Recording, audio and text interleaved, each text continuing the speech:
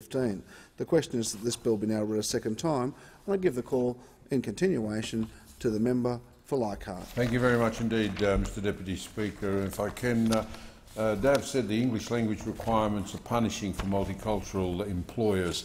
Today I say to Dav that we've heard you. The government is reforming the 457 visa program by streamlining the processing of sponsorships, nomination and visa applications.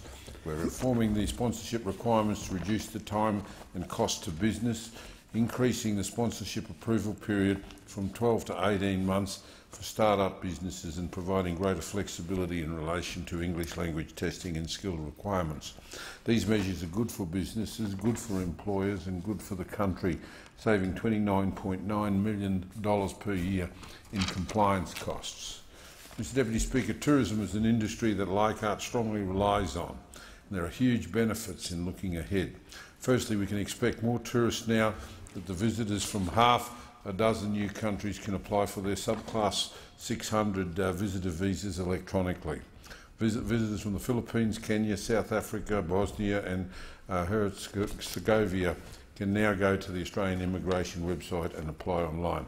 Secondly, we know that the Chinese visitors are a major contributor to the tourism sector, and the last financial year Australia welcomed more than 700,000 visitors. We want to make it even easier for them to visit, and we're giving the Chinese business visitors access to a single visa that will allow them to visit Australia multiple times over a 3-year period. China is also among 8 countries on trial to trial the SmartGate passport processing system, along with eligible citizens from Ireland, Canada, Switzerland, Hong Kong, Macau, Taiwan and Japan. This SmartGate passport system is already available on eligible travellers from Australia, New Zealand, the UK and the USA. It substantially reduces queue waiting times as travellers enter Australia to work or holiday and greatly enhances the welcoming experience. Tropical North Queensland has praised the federal government's initiatives to cut red tape. CEO Alec de Wall said it will greatly enhance Australia's ability to attract tourists. He said it was wonderful to see the federal government proactively investing in the tourism growth. However, he cautioned that there was still more to be done.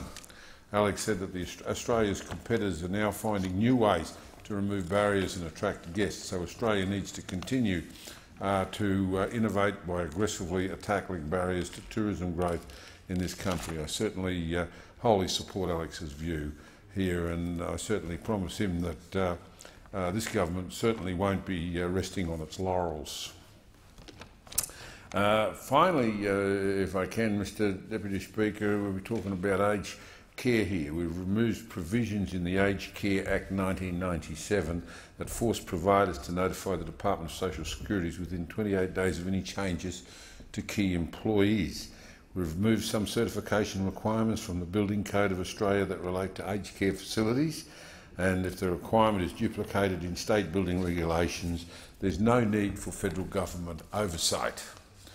We've streamlined the forms of aged care forms for the aged care approvals round, reducing the size of the application form by half. One project that this will assist in Leichhardt is the Mossman District Nursing Home. Mr Deputy Speaker, for 20 years, the members of the Mossman District Nursing Home Incorporated Committee have been trying to build themselves a nursing home, and they have been doing an outstanding job in their efforts. Over the years, they have been successful, first of all, in having the local hospital up there converted into a multi-purpose facility, which allowed them to get access to 8 beds, eight nursing home beds. They then went ahead and were able to successfully organise a plot of land thanks to council support, and then they have been seeking additional bed places through our annual aged care approval rounds. Since 2011, Mr Deputy Speaker, the committee has been completing very comprehensive annual applications for these bed places. The applications are a massive endeavour, very time-consuming, costing upwards of $30,000 in consultants and fees on each occasion. Pleased to say that the committee then formed a partnership with the Salvation Aged Care Plus, and this organisation has been able to drive the more recent A-Care applications. Nevertheless, as the President of the Committee, Marge Norris, told me, anything the government can do to reduce the burden of these applications for community and non-profit organisations will always be welcome news. And can I say, Mr Deputy Speaker, after all these 20 years of effort, in the last round, Marge and her team, with the support of Aged Care, Salvation Army Aged Care Plus, successfully attained another 42 places in the 2014 A-Care round. And only a matter of weeks ago, the Douglas Shire Council has agreed to transfer freehold the land that they had reserved for this facility over to the Salvation Army, and so we're now looking at the next round to get about $6 million, with the Salvation Army putting in a similar amount so that they can build a facility, and after 20 years of effort there's a real possibility of Mossman achieving their first their aged care facility, and I'll certainly be supporting them in their efforts there. And I can tell you there's not a more worthy community, and for the years that they have been working on that, I think they deserve certainly all the credit they get and the success that they're able to achieve.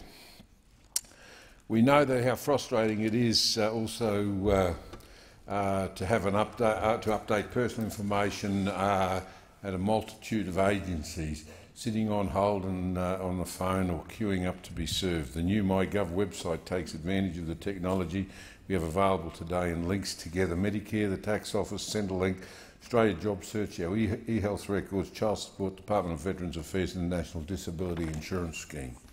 The extra features mean that every Australian can update their important details in one place, and people like Cameron Murphy, a resident of Kowara Beach, tell my elected officers how time-consuming it is to have to go into a Medicare office to change his personal information.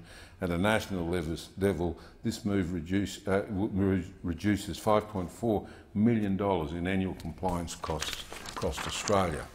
Mr Deputy Speaker, in just concluding here, today's $305 million cut in red tape builds on the $2.1 billion reduction as a result of decisions we made since October last year. The previous government created around 21,000 new regulations, further clogging up the pores of our system. With the passing of this legislation, the Coalition will have repealed more than 10,300 legislative instruments and 2,700 acts of parliament, relieving $2.45 billion of unnecessary expenditure from Aussie families, organisations and businesses. That red tape has been building up like a boil since Australia's government began in 2001. Now we're lancing that boil, getting rid of the pain and the pressure, and working to build a robust economy that will support growth, prosperity and into the future, and I certainly commend the bill to the House.